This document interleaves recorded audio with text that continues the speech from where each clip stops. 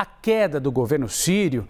Aliás, o futuro do país segue muito incerto depois que os rebeldes tomaram o poder, encerrando mais de 50 anos de regime da família Assad.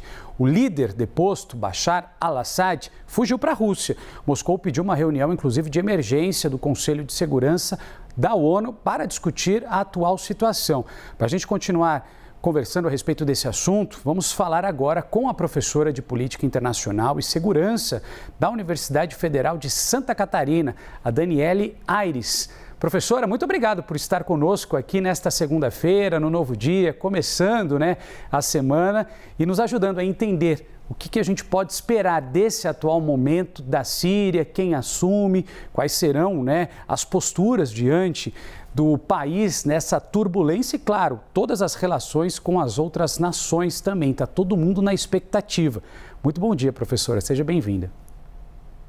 Bom dia, Renan. Muito obrigada pelo convite. É sempre um prazer participar com vocês aqui na CNN. O que a gente pode esperar desse atual momento da Síria, uma vez que a gente tem um país muito instável, tivemos a queda do poder, alguns rebeldes assumindo, mas são vários grupos rebeldes à frente da Síria agora e muita incerteza com relação a quem vai assumir o poder. E, sobretudo, será uma transição tranquila, pacífica ou não?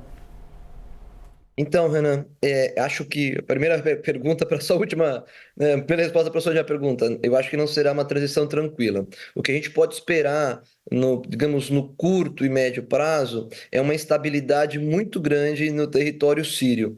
E essa instabilidade é fruto dessa fragmentação que é típica do território sírio, principalmente do ponto de vista étnico e religioso, e que tem conexão direta com essas forças que de alguma forma depuseram Bashar al-Assad do poder.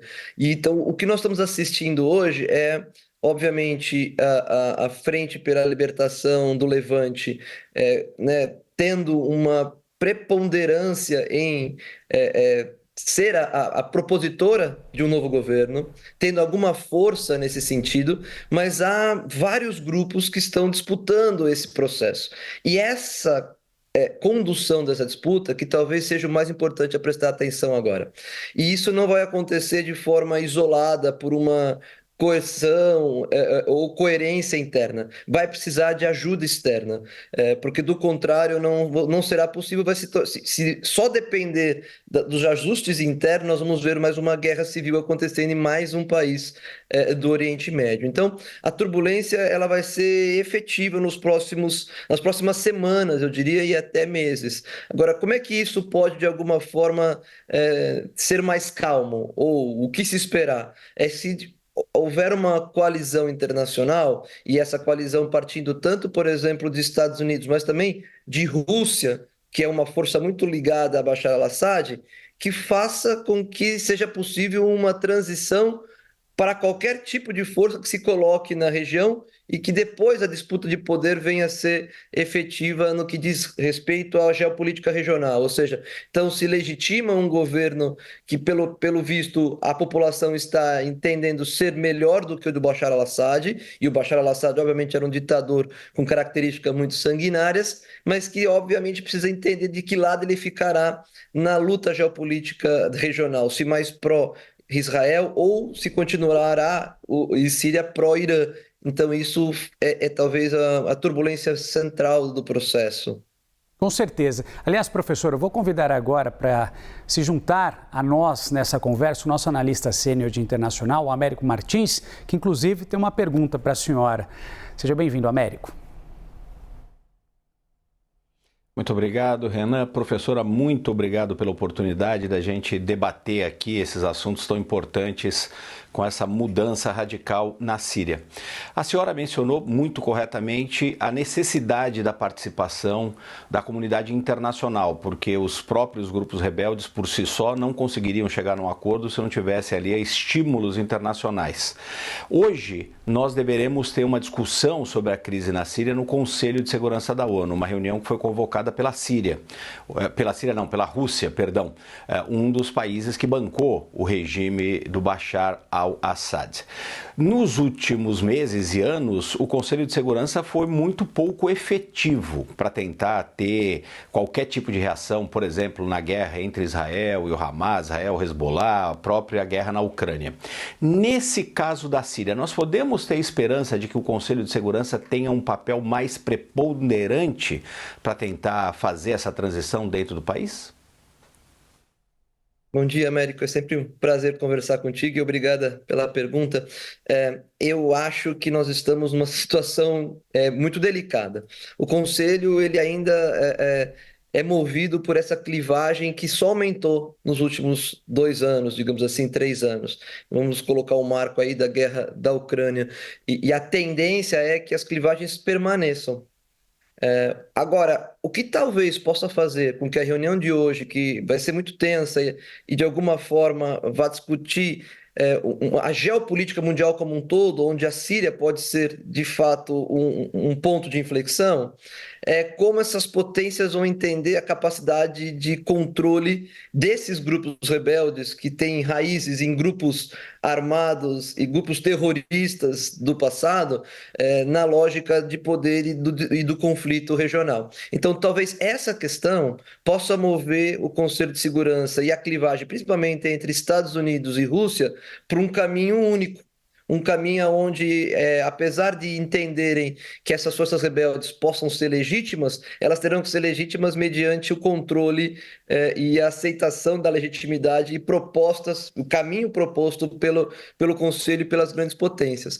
Mas veja, é tudo muito delicado e eu não diria que seria uma solução fácil de ser encontrada dentro do Conselho das Nações Unidas, porque uma das potências principais que protegeu Bashar al-Assad, como você mesmo disse, e hoje está dando refúgio a ele e sua família, é uma nação com poder de veto. Nós estamos falando da Rússia. Então há toda uma complexidade. Mas me parece que mais importante do que pensar internamente a situação da Síria, vai ser pensar como a situação da Síria interferirá nos planos de cada uma das potências com poder de veto dentro do território do Médio Oriente para um controle efetivo da violência e da não, digamos assim, expansão da conflitualidade para outras regiões. Isso pode ser um caminho que consiga um acordo. Do contrário, talvez a gente tenha a manutenção do que a gente tem visto, né? de uma inoperabilidade total do Conselho quando a questão são espaços regionais de disputa de poder onde as forças se colocam contrárias, né? As forças de decisão do Conselho de Segurança. Professora, a senhora tocou num ponto muito sensível, eu acho que é importante para esse debate, quando a gente fala desses rebeldes, ou boa parte desses rebeldes que tomou o poder na Síria, tem origem na Al-Qaeda, tem ligações relacionadas com o Estado Islâmico, isso preocupa e eu queria entender, sobretudo, qual seria a maior preocupação com grandes potências, né? Quando a gente fala, por exemplo, Israel enviando novas tropas ali para a região da colina de Golã. Estados Unidos disse que não vai retirar as tropas norte-americanas da Síria. Existe também esse temor, apesar dos discursos dos rebeldes, de não, será uma transição pacífica, a gente não tem mais ligação com a Al-Qaeda, enfim, ou com grupos extremistas, mas sabemos que são rebeldes de origem, né? De conexões muito fortes com esses grupos terroristas, considerados por muitos países terroristas. Qual seria o grande temor por parte do discurso que a gente ouviu de Joe Biden, do discurso até mesmo de Benjamin Netanyahu? A gente tem aí um cenário também geopolítico que pode se intensificar, né, um conflito interno e também externo. Sim, Renan, eu acho que essa é o ponto central hoje do debate entre as grandes potências. Mas me parece que talvez a maior ameaça hoje, que junte todas essas potências, seja a tentativa de impedir que entre esses grupos rebeldes, um deles volte a ter um certo poder, que é o Estado Islâmico. Então a gente está percebendo que durante o dia de ontem o próprio Estados Unidos já fez alguns ataques em regiões pontuais da Síria para destruir capacidade do Estado Islâmico em juntar-se aos grupos rebeldes, ou seja, dando uma certa legitimidade ao HTS, ou seja, essa Frente de Libertação do Levante, ao Golani, né, o seu líder, que também é considerado um grupo terrorista, mas que vem construindo um discurso de maior liberdade sectária na região, de maior conexão com as ideias do Ocidente. Então, eu acho que a grande preocupação hoje é uma não retomada da capacidade política, né, nem da capacidade militar, mas da capacidade política do Estado Islâmico, de forma que ele faça parte dessa coalizão que possa vir a governar a Síria. Agora, por parte de Israel, eu acho que a gente tem que entender que muito da queda de Bashar al-Assad é também parte dessa reconstrução da ordem regional que o Benjamin Netanyahu vinha propondo desde o 7 de outubro, e quando ele alarga a guerra para o norte ali nas invasões ao Líbano, né? De uma ideia de tornar o seu entorno estratégico cada vez mais seguro para a sua própria população.